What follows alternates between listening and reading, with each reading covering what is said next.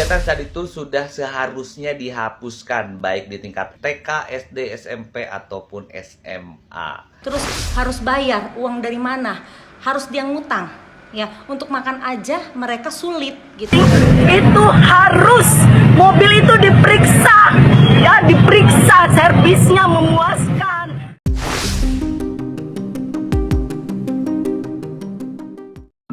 Oke guys, jumpa lagi di channel update. Kali ini mungkin temanya saya agak melenceng ya. Biasanya saya membahas politik, namun tampaknya menurut saya ini juga sesuatu yang sangat penting untuk saya sampaikan mengenai tragedi kecelakaan bis yang terjadi hari Sabtu kemarin yang membawa rombongan study tour siswa-siswi SMK Lingga Kencana Depok. Sebelumnya saya secara pribadi turut berduka cita untuk keluarga korban. Semoga selalu diberikan kekuatan, ketabahan, dan kesabaran oleh Allah Subhanahu wa Ta'ala.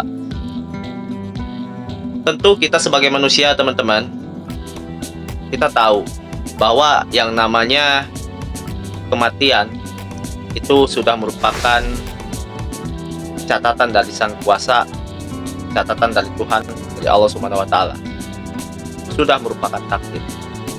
Tapi kita juga sebagai manusia sudah diberikan akal dan pikiran oleh Tuhan, oleh Allah Subhanahu wa Ta'ala untuk selalu berpikir bagaimana caranya kita dalam menjalani kehidupan ini berjalan secara aman, damai, dan tentram. Termasuk apa yang harus menjadi evaluasi atas kejadian tragedi bis yang membawa rombongan study tour yang memang ini sudah sering saya dengar beritanya. Dan tidak hanya tentang tragedi SMK Lingga Kencana saja. Sebelum-sebelumnya pun kita juga semua pernah mendengar tentang tragedi kecelakaan bis study tour yang membawa siswa-siswi. Dan apakah opsi yang terbaik itu? Yang pertama, menghilangkan program study tour dari sekolah, atau opsi yang kedua, mengevaluasi dengan cara lebih memperketat lagi uji kelayakan kendaraan-kendaraan, terutama bis yang akan digunakan untuk study tour. Jawaban memang ada di tangan rakyat dan netizen. Dan kali ini teman-teman, sebelum kita lanjut, kita akan lihat dulu video respon dari netizen mengenai tragedi kecelakaan bis yang menewaskan 11 orang. Kegiatan study tour sudah seharusnya dihapuskan baik di tingkat TK, SD, SMP ataupun SMA. Iya sih, sebenarnya saya setuju banget tuh study tour itu dihapuskan. Selain memang memberatkan sebagian orang tua, study tour juga sebenarnya tidak sesuai dengan namanya, study tour. Pada realitanya, ini studinya hanya 5%, 95%-nya itu tour. Kenapa coba nggak ganti saja namanya, jangan study tour, tur sekolah atau rekreasi sekolah, kan bisa ya. Jadi kalau misalnya ada study tour, jatuhnya itu seperti wajib. Apalagi beberapa sekolah, itu biaya study tournya sudah dipatok di awal atau dibebankan pada saat pendaftaran ulang. Jadi otomatis study tournya masuknya wajib. Ada masuk komenan dari saudara Sagala Teknik, bener mak, jadi orang tua serba salah, ikut bayar nggak ikut bayar, kalau nggak bayar rapot ditahan, padahal nggak ada faedahnya, mendingan uang tersebut untuk biaya kehidupan beli beras ya. Nah, masukan untuk pemerintah ya, tolong ditindaklanjuti untuk setiap sekolah-sekolah yang memaksa bahwa siswanya tidak ikut harus wajib membayar. Ini udah nggak baik, ini udah nggak sehat ini seperti ini ya. Kalau orang tua yang nggak mampu terus harus bayar, uang dari mana? Harus dia ngutang ya, untuk makan aja mereka sulit gitu. Jadi gara-gara untuk jalan-jalan ya, mereka harus mencari utang sana sini. Nah, itu harus ditindaklanjuti setiap program-program sekolah. Jangan dibiarkan seperti ini. Kasihan orang. Oke guys, berikut adalah video keterangan dari pihak SMK Lingga Kencana. Kita dengarkan sama-sama ya. Totalnya kemarin yang berangkat 157, gurunya ada 28, siswanya ada 122. Itu acara apa sih, Bu? Itu acara perpisahan sekolah. Perpisahan sekolah. Jadi kemarin berangkat 3 bis, total dalam satu bis itu dari 157 dibagi 3 bis. 157 bagi 3 bis. Atau seperti apa sih, Bu? Kegiatan tahunan ya Pak. Sekolah. Jadi wajib diikuti oleh siswa ya? Itu udah melalui kesepakatan sih antara siswa dengan guru. Nah, Bu, untuk perihal bus ini, untuk penyewaan itu bagaimana sih? Apakah melalui satu PO yang secara resmi atau di luar itu? Mungkin bisa dibicarakan? Ya, dilakukan dengan resmi Pak. PO-nya di mana tuh, Bu? Dari luar kota atau dari Depok sini juga PO busnya itu? PO bisnya ada di sini. Dari di situ. Dari Ada, sini. ada pengecekan nggak, Bu, terkait kelayakan bis ini? Di situ. Sebelumnya. Bu, Tadi disebut, Oh enggak, kami bergantian.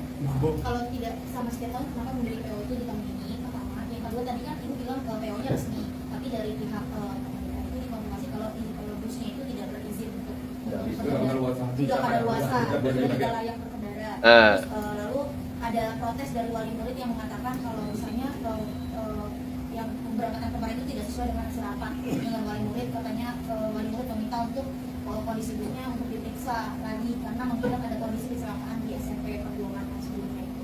Sebenarnya tidak terkait ya dengan kejadian yang lalu, karena kejadian ini kami sudah sepakati Mbak untuk berangkat. Jadi Pertanyaan yang PO-nya kenapa dipilih yang ini di tahun ini? Kan tadi kata Ibu PO-nya tidak tiap tahun dipilih. Kenapa PO ini dipilih untuk tahun ini? Ada alasan khususnya? awalnya sih kami sudah merasa cukup layak untuk memberangkatkan dengan bis ini gitu. Pertimbangannya apa Bu cukup layak? Ya alhamdulillah yang 2 bis baik-baik aja sih. Ya, ya nggak gitu juga. dibilang kalau udah pengecekan, tapi ternyata dari pihak pemerintah tersebut kalau misalnya itu tidak layak.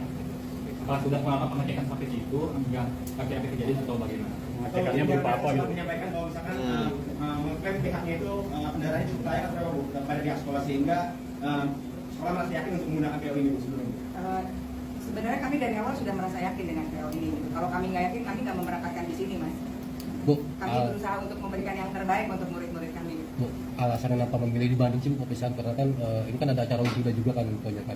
Acara wisuda sekaligus perpisahan kan. Kenapa memilih di Bandung, kenapa nggak di Jakarta? Itu kan banyak tempat-tempat yang biasa dijadikan tempat wisuda.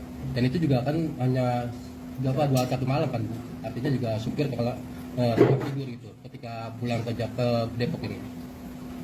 Kenapa pilih ke Bandung? Jadi tempat itu sudah disepakati sebelumnya antara wali murid, orang tua. Kami udah beberapa kali rapat ya Pak untuk menentukan tempat. Jadi tempat itu tidak sekonyong-konyong atau tiba-tiba ditentukan gitu Mas. Jadi sudah diulang, disurvei dan beberapa hal yang kami lakukan persiapan.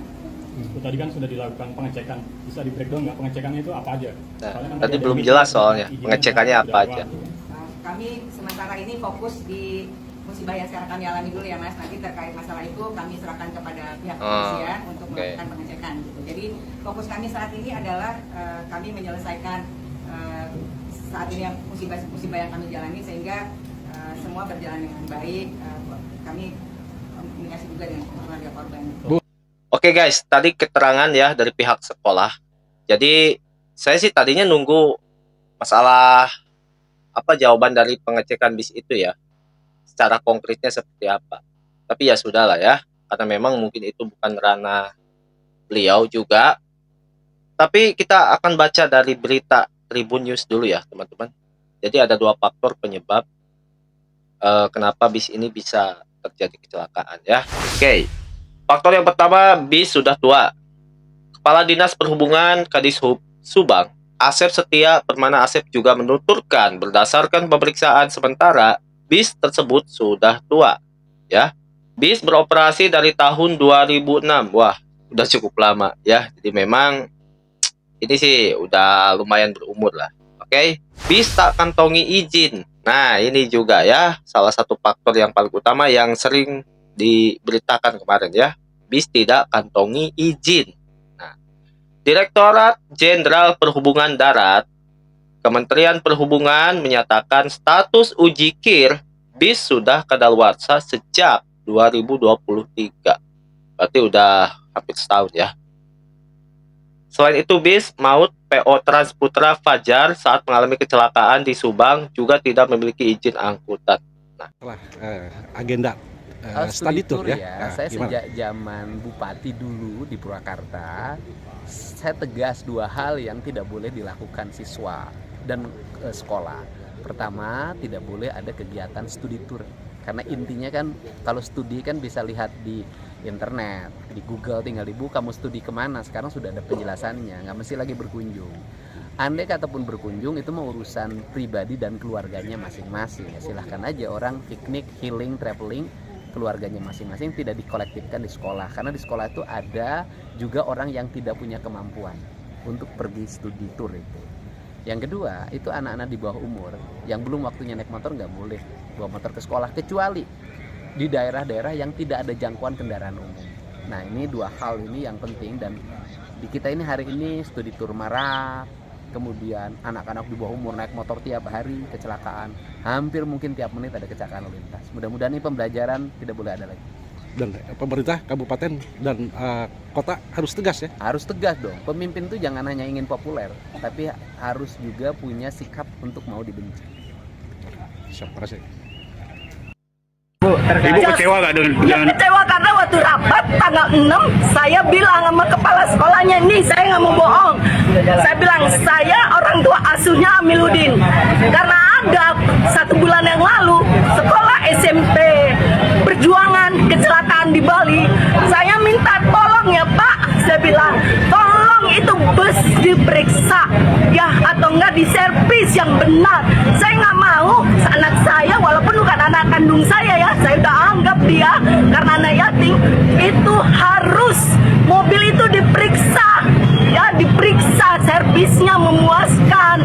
Saya ini guru, oke Bu, tenang aja, katanya kami semua mobilnya kami bawa dengan baik.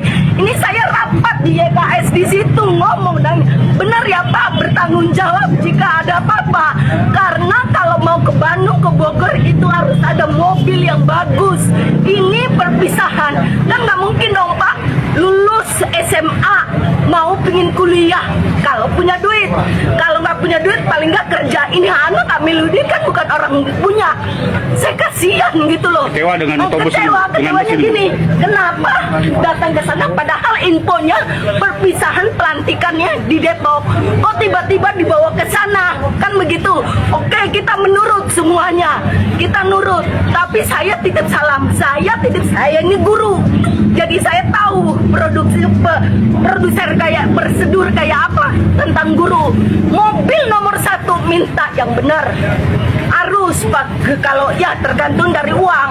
Kalau dulu mobil saya Bluebird beda gitu, tenang aja Bu, kami aman-aman aja.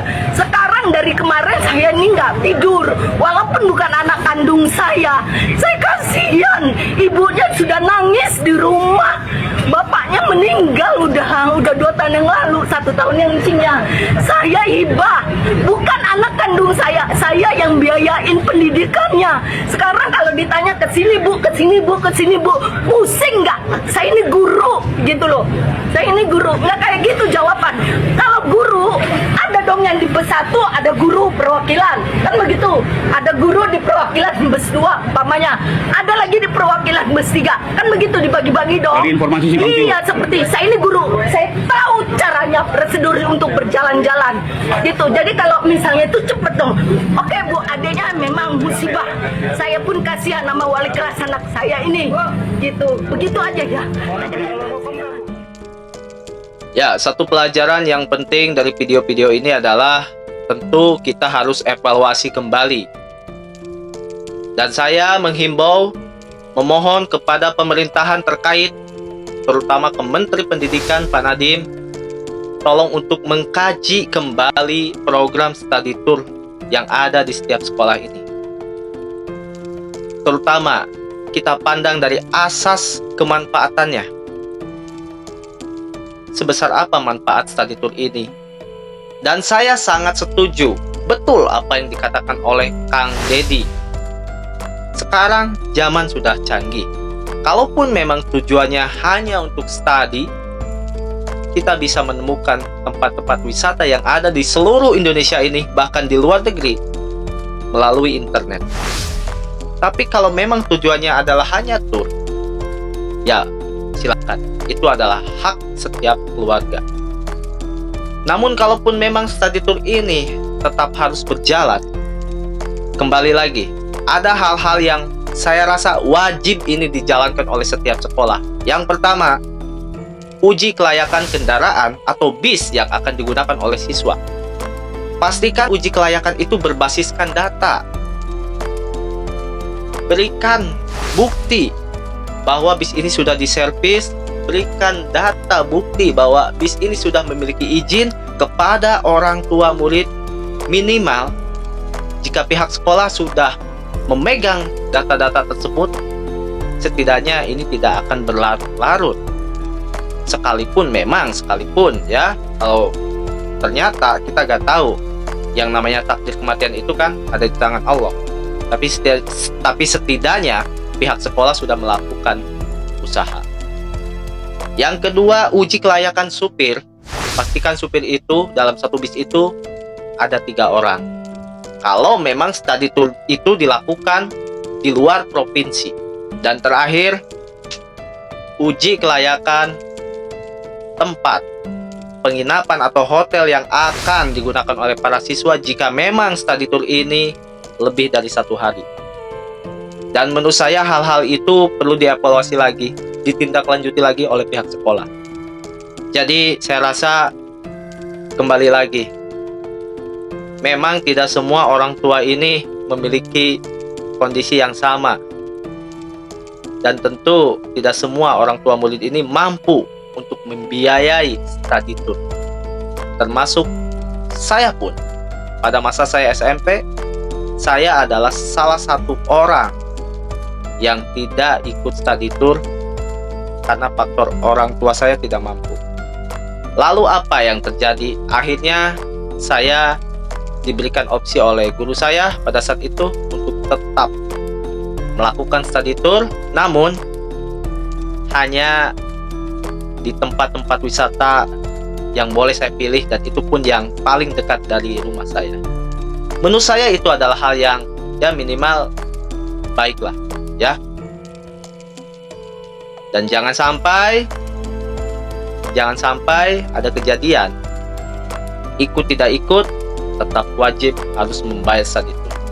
Dan menurut saya jika memang itu ada di sekolah teman-teman semua atau di sekolah para orang tua semua, mohon itu untuk segera dilaporkan, dan menurut saya itu wajib untuk diusut.